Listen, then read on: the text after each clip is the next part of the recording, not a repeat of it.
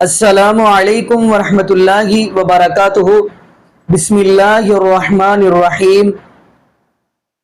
قال النبی صلی اللہ علیہ وسلم صلو کما رأیتمونی اصلی۔ ناظرین، آج ہم جس حوالے سے گفتگو کرنے جا رہے ہیں وہ ہے رفع الیدین۔ آیا کہ نماز کے اندر رفع الیدین کرنا چاہیے یا نہیں کرنا چاہیے؟ اور ناظرین، حیرانگی والی بات تو یہ ہے کہ کوئی بھی مکتبہ فکر کا کوئی خطیب ہے یا مولوی ہے یا کوئی عالم دین ہے، وہ اس بات پہ اب راضی ہو رہا ہے کہ رفع الیدین کرنا چاہیے، کیونکہ رفع الیدین پہ زیادہ احادیث ہیں۔ ڈاکٹر طاہر القادری حافظہ اللہ کی طرف دیکھیں تو وہ بھی یہ جملہ کہتے ہیں کہ رفع الیدین کرنے والے بھی جنت میں جائیں گے۔ تو اسی والا سے اب مولانا طارق جمیل حافظہ اللہ تعالیٰ بھی یہ بات کہنے پہ مجبور ہو گیا کہ رفع الیدین کرنا چاہیے۔ تو آئیے ناظرین، ہم مولانا طارق جمیل حافظہ اللہ تعالیٰ کی زبانی سنتے ہیں آخر انہوں نے کیا گفتگو کی ہے، تو پھر انشاءاللہ ناظرین اسی والا سے ہم بھی گفتگو کریں گے۔ تو آئیے ناظرین مل کے ویڈیو دیکھتے ہیں۔ رفع الیدین کرنے کی بھی حدیثیں موجود ہیں، نہ کرنے کی بھی موجود ہیں، اور لڑی جاندے دونوں پاسا دے مناظر لڑی جاندے لڑی، اور اللہ دا واسطہ ہی نے دنیا برباد ہو گئی تو انہوں رفع الیدین دی پئی کرو افضل ہے۔ یہ افضل کی بات چلی، نہ کرو افضل ہے۔ ہم جو نہیں کرتے تو ہم کہتے ہیں کہ افضل ہے نہ کرنا، کرنا چاہو تو کر لو، کوئی مسئلہ نہیں۔ اور جو کہتے ہیں کرنا ہے وہ بھی کہتے ہیں افضل ہے کرنا، نہ کرو تو یہ امت برباد ہو رہی ہے۔ یہ چھوٹی چھوٹی باتوں پہ مناظر ہو رہے ہیں۔ میں نے ایک مناظرہ سنا تو مجھے بڑی تکلیف ہوئی ہے، اس پر سوشل میڈیا پر رفع الیدین پہ ہو رہا تھا، ادھر دیوبندی تھے ادھر اہل حدیث سے، اور لڑی جاندے لڑی، اخیر مناظرہ ہوندہ ہے ایک دونوں گالی کٹ کے اٹھی جاندے۔ یہ امت برباد ہو رہی۔ ہمارے علاقے میں سنپال قوم ہے، راجپوتوں کی ایک شاخ ہے، تو اس میں ایک مار پلوان سنپال تھے، ان کا وزن ماشاءاللہ صرف 8 من تھا۔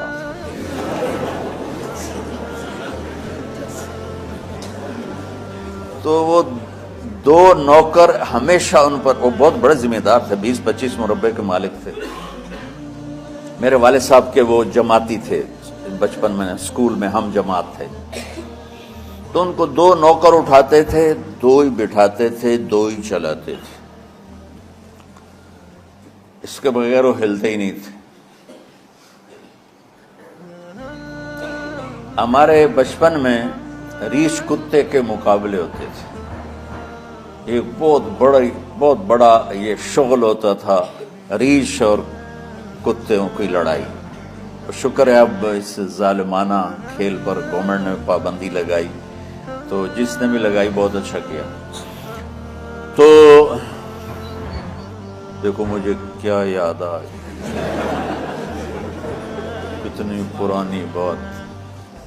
اور مجھے ایک وہ ریچھ والا یاد آ گیا، ودھو دا ریچھ، ودھو والا ریچھ، وہ بہت بڑا ریچھ تھا، کھڑا ہوتا تھا تو پورے آدمی کے برابر اس کا قد ہوتا تھا، میری آنکھوں کے سامنے وہ کھڑا ہوا۔ تو ریچھ 2 طرح لڑتے تھے، میں آنکھوں دیکھا بتا رہا ہوں۔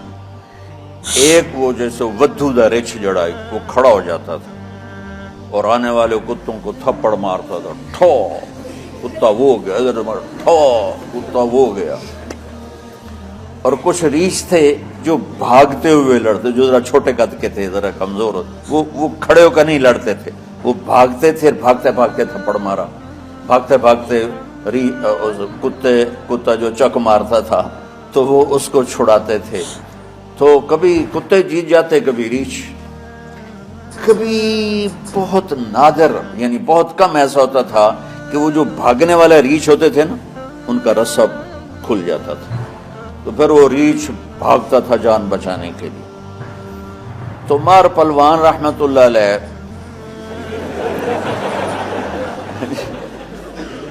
اس میں ہنسنے کی کیا بات، تم نے رحمت اللہ علیہ صرف بزرگوں کے لیے سمجھ لیا۔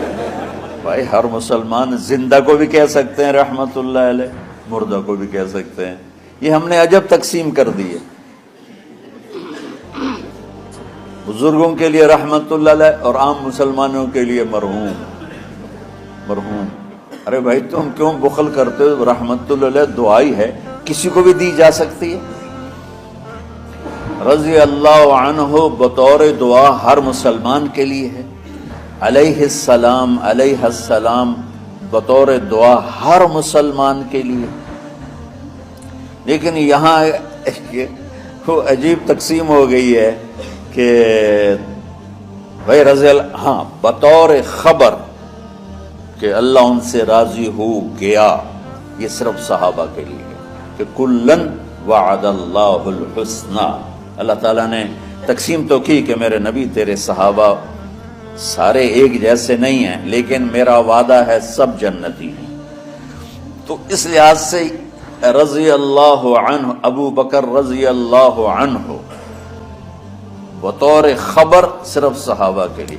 بطور دعا میں اپنے باپ کے لیے بھی کہہ سکتا ہوں، اپنی ماں کے لیے بھی کہہ سکتا ہوں، اور ہر مسلمان کے لیے کہہ سکتا ہوں جو فوت ہو چکا ہے یا جو زندہ ہے اس کو بھی کہہ سکتا ہوں رضی اللہ عنہ، اللہ تو اس سے راضی ہو.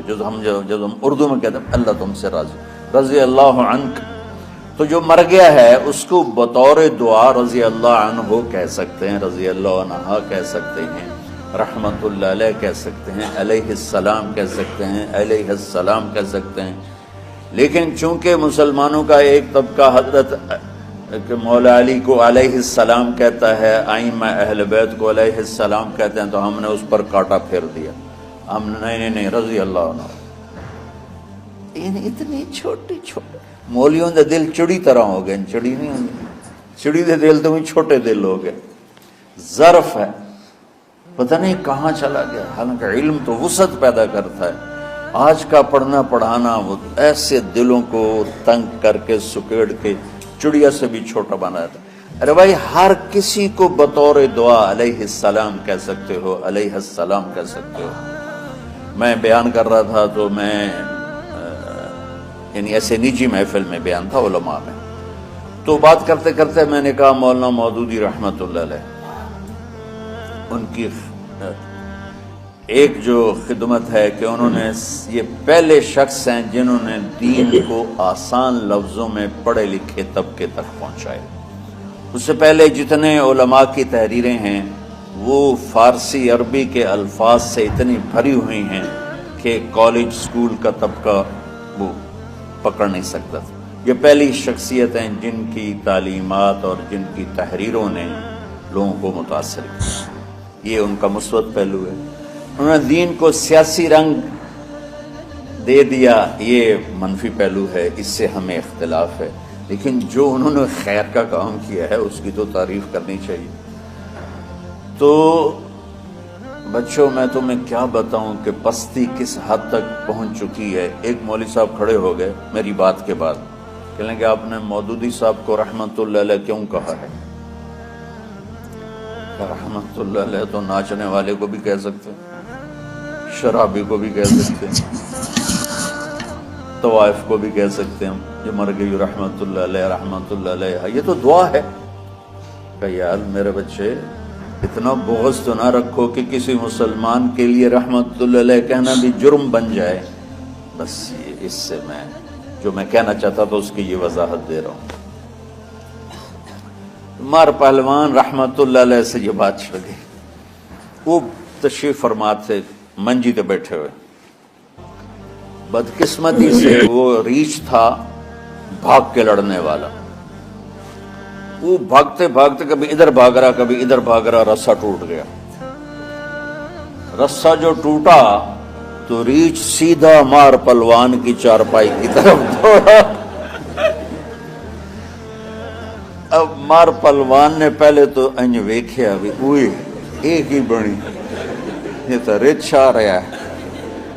جس آدمی کو 2 نوکر اٹھاتے تھے بٹھاتے تھے اس نے نوکروں کو نہیں بلایا، دیر ہو جائے گی، خود ہی جمپ لگایا اور پیچھے بھاگا. آگے سادات کا گھر تھا تو بالکل قریب، تو گھر میں بڑھ گیا اندر. تو اندر عورتوں نے کہا مار صاحب سیداں دا گھر ہے، سیداں دا گھر ہے، پردے والا گھر ہے. کہ مگر وہ ریچھ سیر لیندہ تو انہوں پردہ دی پہلتی.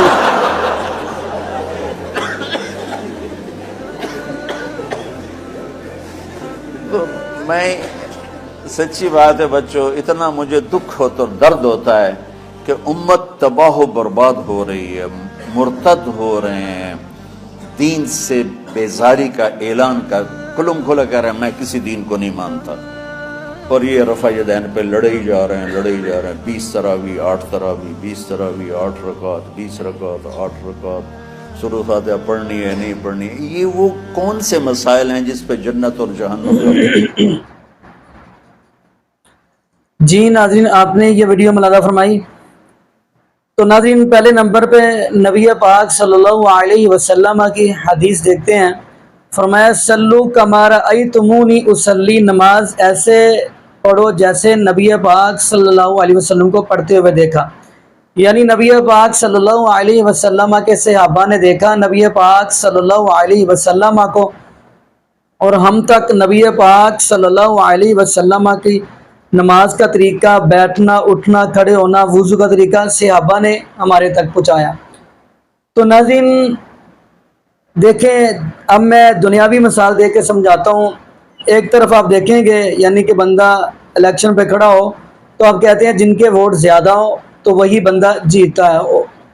تو ناظرین ایسے ہی اگر رفع الیدین پہ احادیث دیکھیں گے، جتنی بھی آپ احادیث کی بکس اٹھائیں گے، سیاستہ اٹھائیں گے، تو سب سے زیادہ آپ کو رفع الیدین پہ احادیث ملیں گی.